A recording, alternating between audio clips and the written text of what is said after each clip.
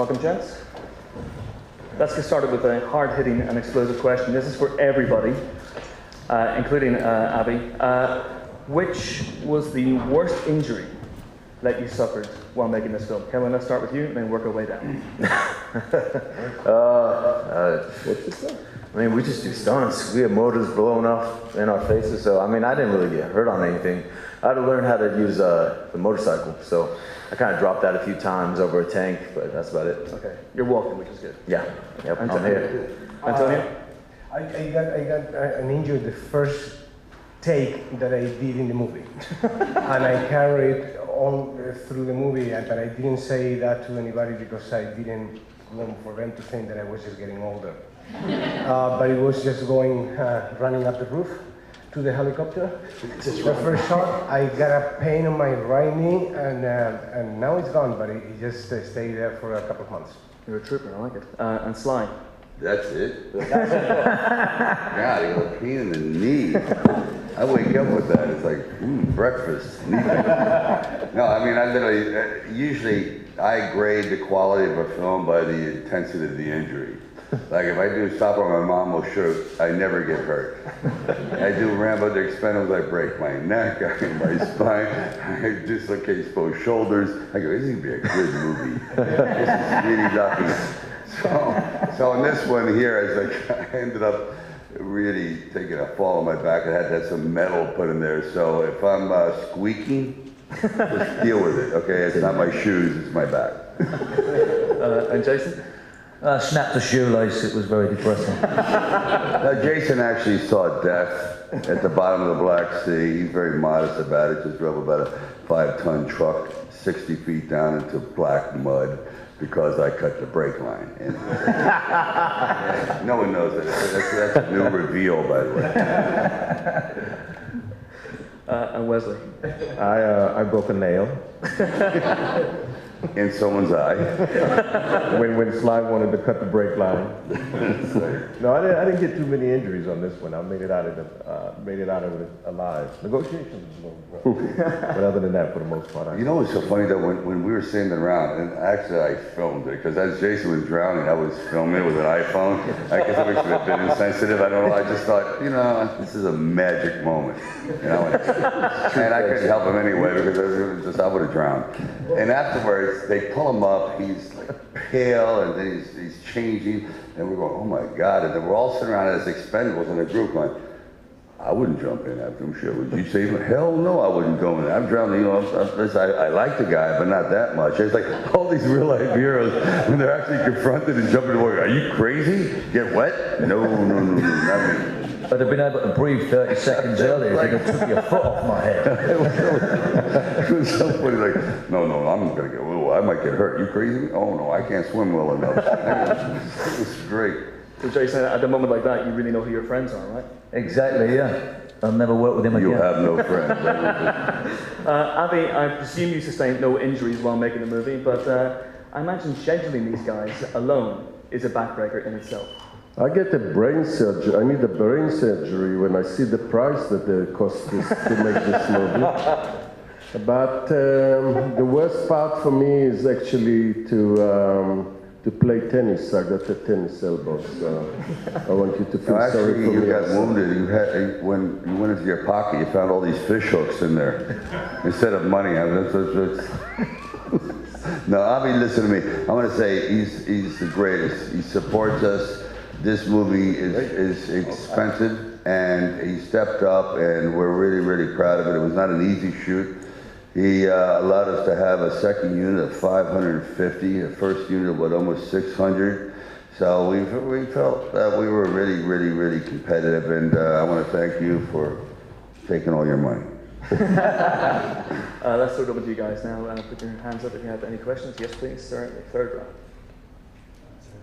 I don't know if there is a mic, actually. There's no mic, just yell. Got a question from Mr. Stallone, Ben from Men's Fitness magazine. You guys talk There's a mic, there's a mic. Hallelujah, there's a mic. Hello? It's not on, it doesn't work. Which magazine? Men's Fitness magazine. It might work. It might work now. Circulation. Well, I mean, it's interesting because Men's fitness. Oh, fitness. Okay. you guys will talk about the kind of injuries it's inevitable that you're going to get making this kind of film. Is there anything you kind of do training-wise in the gym before the shoot starts to kind of prepare your body to help you with that? You prepare, but there's just something about, you're going across cinder blocks and gravel and rebar, and you trip and you bust up, and you get a backblast from RPGs, and it gets serious. It's kind of like a weird sporting event when you do these sort of films. It's just like any sport. You're going to get injured. There's no getting away from it.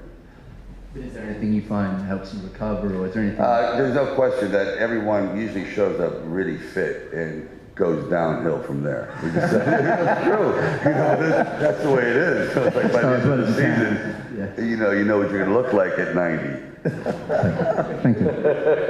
Yes, please, here in the front row. There's a lady in the front row. You can just get the microphone over there. Thank you. Right. Front row. Thanks. The violence in this film seems to be less graphic than the previous two. Is that a deliberate thing? Anyone want to jump on that? I guess I'll talk about it. Well, the idea of PG-13, we wanted to hit a broader audience. And because of our predecessors, looking at the Bournes and James Bond, we thought, they're pretty violent films. They're extremely graphic without pushing it. Of course, when we do the DVD, then you'll see the next 80 frames, and then you say, oh, there it is. But we thought we would convey it, and I thought also the amount of violence or the amount of warfare in this movie, if it was graphic, it'd be, after a while, like nauseating. It's just almost too much. Even though I personally enjoy it, I just think that it would be pushing the envelope. Also, it would diminish the humor. For example, Hail Caesar was going to die, literally. And he kept saying, don't kill me, don't kill me, don't kill me. I said, well, you're doing a TV show, you have to die, I'm sorry. If you really want to do that show, traitor. And then he comes over, and he almost had tears in his eyes. He goes, I don't want to die. And I'm sitting there with Avi, and it's almost like an execution. Where you're sitting there, oh, should we execute him? No. And am I right? Am I lying? And we're sitting around, and it's an hour away. He is going to die. And that was the whole premise. Mel Gibson kills him, and so, oh my God, it's now on. You kill Hail Caesar. Don't give all the ending of the movie. All right, he dies, but he doesn't. He comes back. He doesn't die. There's two guys. There's a dead one and a live one. We don't know. You have to see. But anyway, we just decided to keep him around, but also he's mortally injured because of the idea. It just sets a tone that is almost not the word irredeemable, but it's just, even at the end, there's a pallor because you've lost a beloved person. And that's the difference between, say, R and PG-13. So it's great for anyone doing PG-13. You only get mortally wounded. You don't get fatally wounded. There's a gentleman right at the very, very back with his hand up. Sorry, right from the front row, right to the back row. And then we'll get you guys in between. Right at the very back. Jim, with the Hey guys, thank you very much for being here. Congratulations on a fantastic film. My question's to Sly. I think obviously there's a lot of new faces in this film, both young and old, and it really feels like there's a real kind of spirit of passing of the torch with this one. I wondered if you can talk a little bit about the people you brought on board and how much that kind of spirit inspired the film. Yeah. Okay, I'll just speak quickly, but I think they should explain it themselves. I felt that it's at a point where we needed to upgrade and retool and bring actors that are known for their physicality, but they're also incredibly dramatic actors, nominated actors, actors that have done films almost in every genre. And I thought this would be interesting. Also, the age factor is that youth must be served. So we brought in the new generation, and it's almost like a parental thing.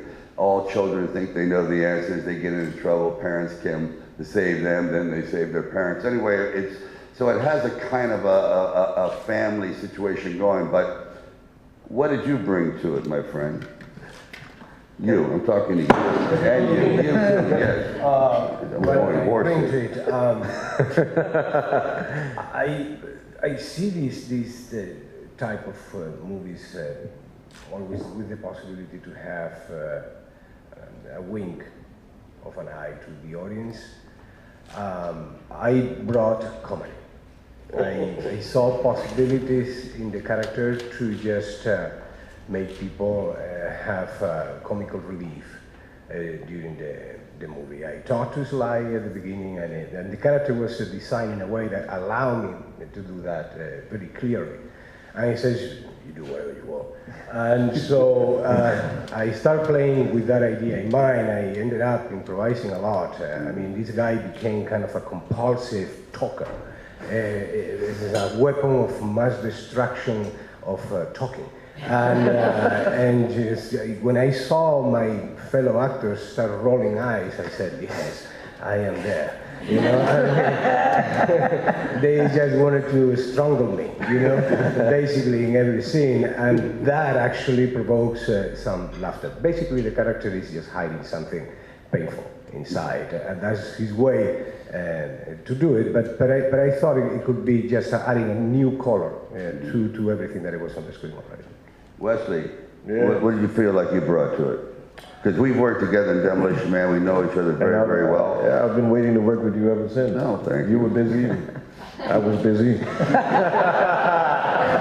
Really? Where were you? Yeah. So, you know, and the opportunity to work with the whole squad of extremely talented and iconic action guys and actors, I was looking forward to that. But I, like Antonio, tried to bring a little bit of humor to the character. And you know, a little bit of my martial arts action where I could get some in and have a great time at the same time. Yeah. And Kellan, was there a sort of brought a little bit more color to the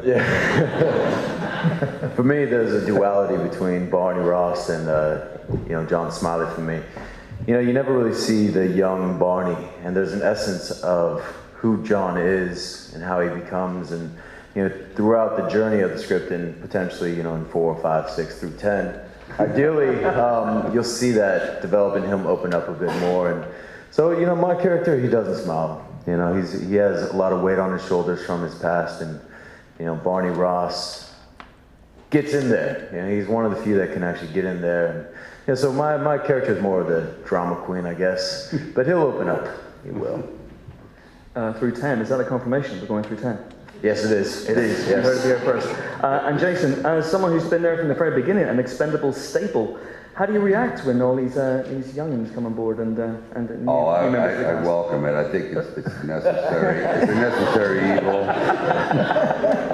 You gotta do it. You know, let them get beat up for a while. It's great. We love that. No, it's wonderful.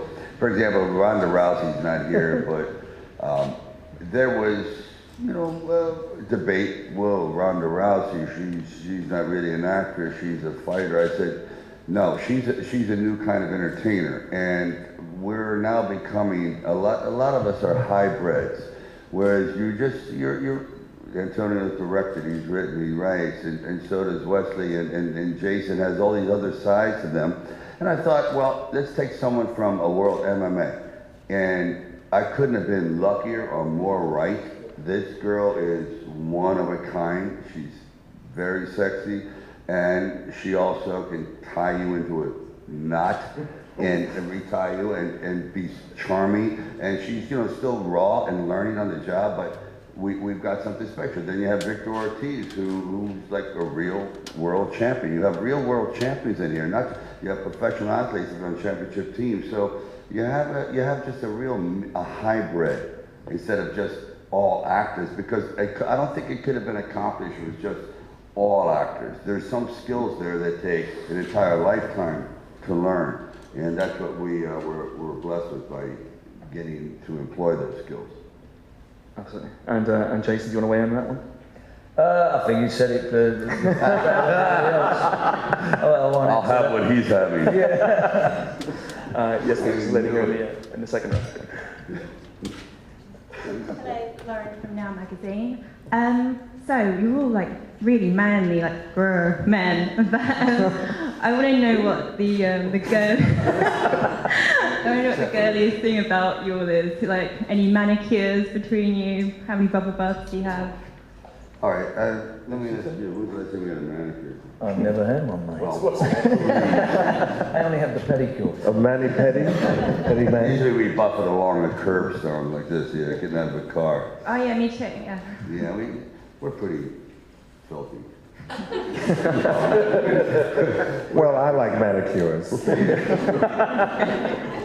a gentleman here in the front row. John Moscow, Impact Magazine. You joked about 4 through 10, but how far do you plan in advance? Do you get ideas and think, oh, that will go for the next movie? And bearing in mind that there's talk of an Expendables at some point, Okay. Are there any women that you would like to see in that? Yes, there are, and we're now starting to see that you don't have, again, totally depend on actresses per se, pure. You're going to need a certain kind of physicality to pull that off. Getting back to how many Expendables, Avi, what's the deal? How many do you want? About 27. Okay. Jason, how many do you have patience for? Patience for what, Swan? Well, how many Expendables before it says, all right, I'm done. I want to be an Expendables. Well, the idea is to make at least another 2 or 3, and then we'll see. No, in other words, I'm joking here, but we'd like to just continue this because it's an ongoing experiment too. You have a great franchise in the Avengers and all that situation where you could branch off and do other things. Ideally, I would love to see some of these characters like Antonio or the Young Expendables go off and do their own movies. I know that's maybe a pipe dream, and then you come together for the big festival of violence or the great challenge of whoever the villain is. But that would be the ideal. So I think it all depends on this one here. But I could definitely see 1.5 at least more, maybe 2 more, and then you never know. But the third one, I've always found is when I started doing films that would have been franchised, I was ridiculed for it. We were all worse, like, ooh. But I was always intrigued with television because how can they do 10 years of the same character, all in the family, same location, and yet you watch it, but you do one film and you go, oh, that's the end. Some films are designed like that, but other films you have characters that continue to grow and manifest different personality changes. Now with Expendables, you got a situation here where we're in uncharted waters. To put all women together, will that really work? Or do you have to put in perhaps some women that are actually really known to be tough, other MMA fighters? And then is it, are the Expendables really part of a divorce with Barney and say Sigourney Weaver, who's my wife, and she inherited half the Expendables. So that's like, oh, I got to deal with that too. I lost the house and my mercenaries in the group. Oh my God. So it's all these things you're trying to concoct. So when we do it, it doesn't just languish there as it's just a use of the name. It actually is something that would hold its own. So. Sounds like you'd like to face off against the Avengers ultimately, Sly. Is that the idea? Expendables versus the Avengers? That's where you're going? Yeah, if we could. We'd be the Earthbound Avengers. There's a gentleman here in the front row, in the blue shirt. And then we'll stay in the front row. There's a question for Wesley. The previous 2 Expendables have always accentuated the enjoyment that they've had on set, and it's been a real sort of locker room atmosphere. And I wondered whether that was a relief making your comeback, whether to come into that sort of atmosphere where it was very blokey and you could make a joke of things. Oh, absolutely. I love it. I loved it. I mean, it's like you can imagine being on an Olympic team or an Olympic sports team of some sort where you got some of the best players all playing at the same time. So you get the same kind of interaction, interplay, and crack jokes with each other. And all of these guys are quite funny in their own right. So yeah, there's a lot of fun with it. Good, so you don't mind that I'm writing Escape from Alcatraz 2 for you?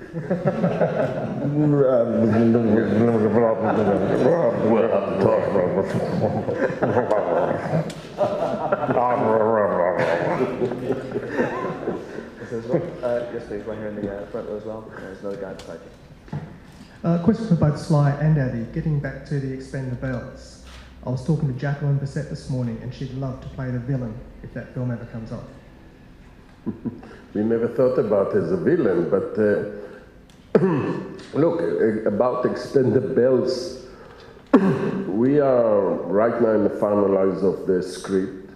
We've got lots of idea about who is going to be all the action movie star ladies, women, and we're planning to do it beginning of next year.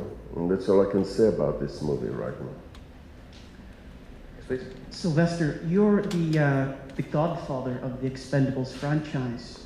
How do you balance working on the script and then getting all these wonderful actors to join you? How do you tailor it to suit their skills? Well, you just hit it. It's really a finite number of actors that I think that bring a certain kind of cachet or personality that blends. So you try to not get two of the same, if you know what I mean. And I have long-term relationships with people that I didn't realize how far they go back.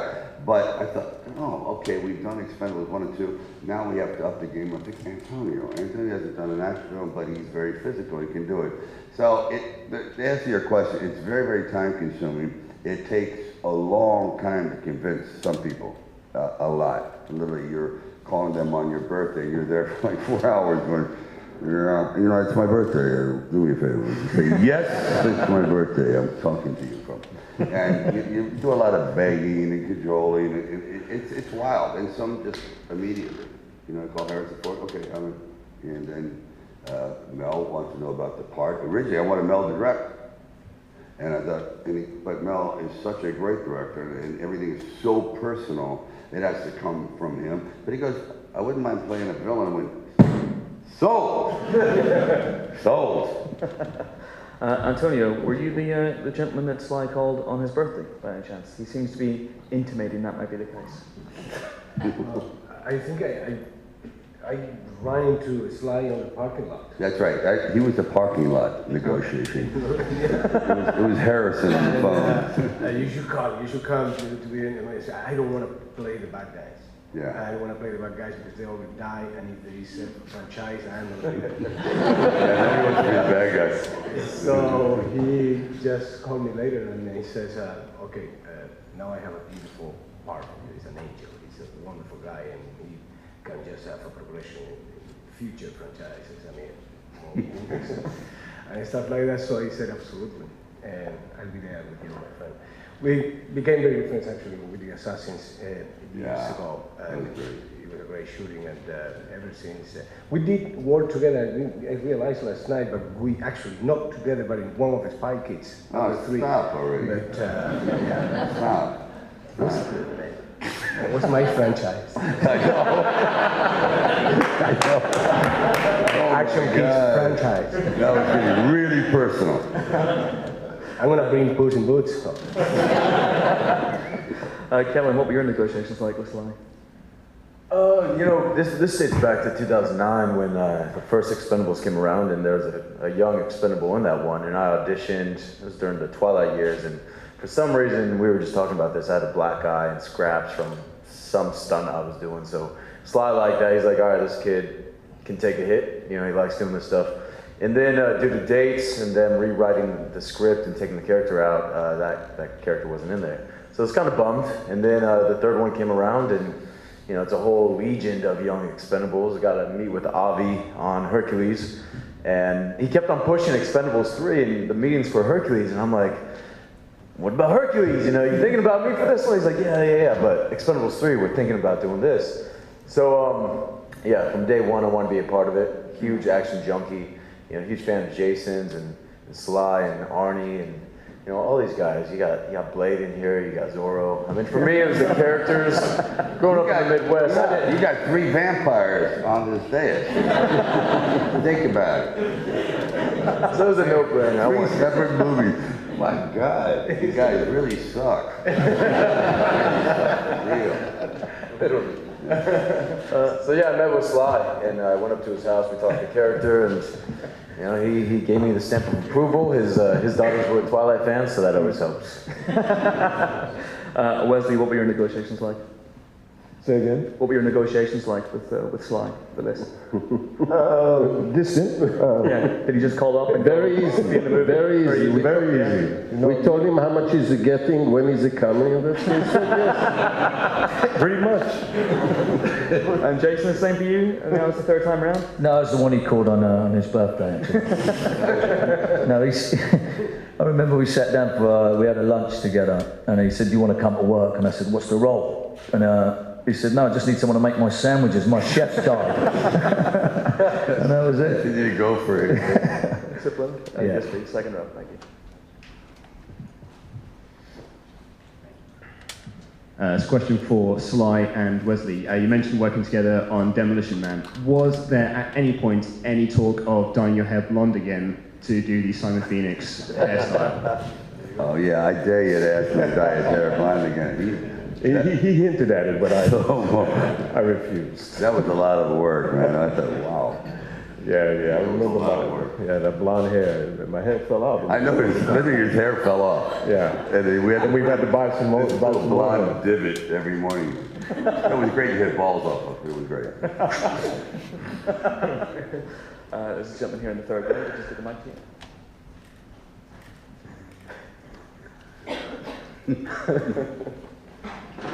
Hi there, Duncan from Den of Geek. I just wanted to ask the panel, actually, because you've had a lot of great action in your careers, if you have like a favourite moment, be it a fight or a stunt scene or a car chase, that you're particularly proud of, one that really stands out from any film you've done. Should we start with Kellan and work our way down? Yeah. Kellan, I'll start with you. What was it? Just favorite scene? Yeah, any kind of favourite action scene that you've done. You know, I mean, honestly, being a part of this movie, that's to date, you know, I've done only a few action movies. I love doing action movies, but the one that stands out is when all of us were in the helicopter. We have, you know, Sly running. I'm not going to give the end of the movie or anything, but just having everyone who I grew up watching in a helicopter together and just cracking jokes. Yeah, Victor Ortiz farting, you know, it's, and you're kind of locked in, harnessed in, so you can't fall out of the helicopter. So you're stayed imprisoned by the gas. Interesting image. Antonio. I don't know. Something from Shrek. Come on. Those stunts are tough.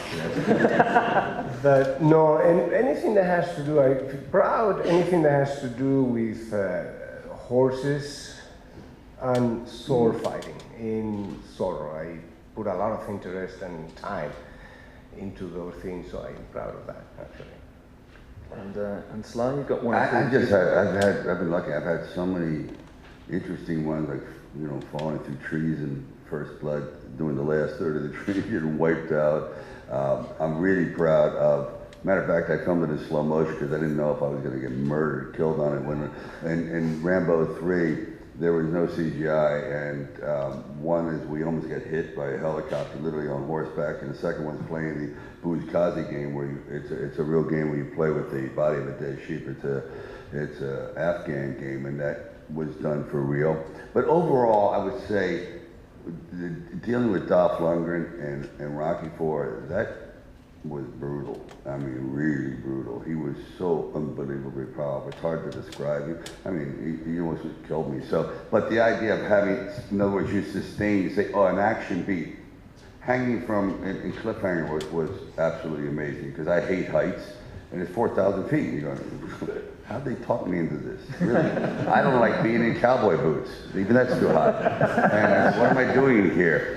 But the idea of sustaining a 15-round fighting, you know that it took 6 months, so it's really one long stunt. That is what I'm proud of, because I know I could never even come close to doing that again today. So, thanks, Dolph, for the injuries. Jason? I don't know. You do a lot of different things, riding jet skis, and I think one that sticks in my memory would possibly be having a fist fight outside a helicopter standing on the skids on a movie called Crank. I think that was quite adrenaline fueled. It was a pretty scary moment because we actually took off from the top of a tall building, so there was no sort of an adjustment to sort of leaving the ground. You can sort of adjust and get used to it, but we took off a building that was already 2,000 feet in the air, so as you get on the edge, you get, a serious sort of rush I think that one sticks in my mind. I'll never forget that day. Yeah, I can imagine that. Wesley. Yeah, I think I recall like one of the most memorable stunts was wearing 14-inch size 3-inch heels with John Leguizamo and Kuwaku and running down the street. That was pretty hairy. It was rough, man. It took a lot. It took a lot. It did take a lot of guts. Yeah, that was a rough one. I think Expendables 3 is the biggest action movie that I've done, and I've done many. It's really got everything there in this movie, from train, helicopter, boat, guns, you name it, it's in this movie, and you will see it in the movie. Okay, there's a gentleman here in the fourth row. Thank you.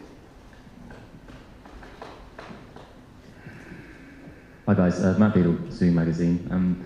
You seem to have a lot of fun when you make these movies, and as you said, there's a great blend of personnel. What I'm interested to know is how much does that bring a friendly rivalry / competitive edge between you when you're on set in terms of trying to outdo each other?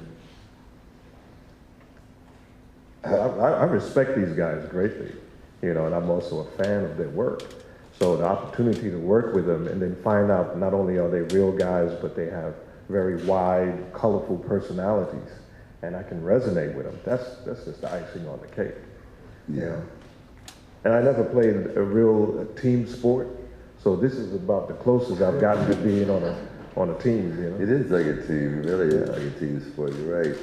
Everyone just has very, very healthy egos and athletic ability, and some are very, very good actors. And you're going to be competitive. Nobody wants to be the one sitting there looking like a piece of chewed string at the end of the scene. It's like, boy, did I get wiped out. So you do your best. So inviting these actors, and like when I'm working with Harrison Ford, he's like minimalist, but and I'm thinking, oh God, I'm just eating him up on screen, and then I see the dailies, I go, you were just swallowed, Sly. He's good. You know what I mean? It's just they're very, very, very good, very good. So I appreciate them coming on board, and I think we have eons to go now that I just see there's so many other actors that you could bring. Even Kelsey Grammer. Are you kidding me? Kelsey Grammer? Kelsey Grammer is amazing. And he's got an incredible range. So you could use him at the beginning of the plot of Expendables 4. Here, knocking on the door. Hey, Kelsey, what's up? Oh, let me explain to you what's going on. And then that's the beginning of another one. You just have so many opportunities now because it's not just athletic actors. There's an opportunity now for just real actors to do athletic things and make it just advance the project more and more and more. Okay, we have time for one last question. So this gentleman in the front row. The mic is on its way, I promise you. Hi, it's Marco Gendolfi from Film News. It's a question for Avi. What's it like working with such a talented array of actors, and who's the easiest to work with, and more importantly, who's the most difficult? There's nobody easy to work with. Nobody. But look... who's the most difficult? Sylvester Stallone. That's right.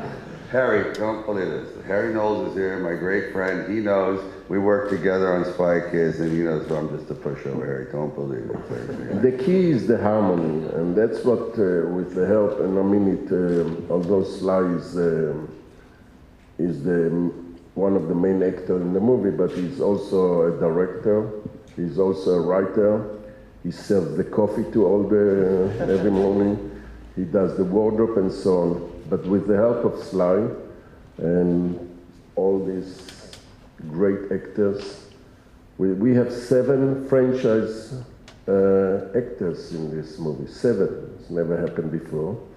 So it's on one side it was a challenge, but on the other hand, I'm very happy.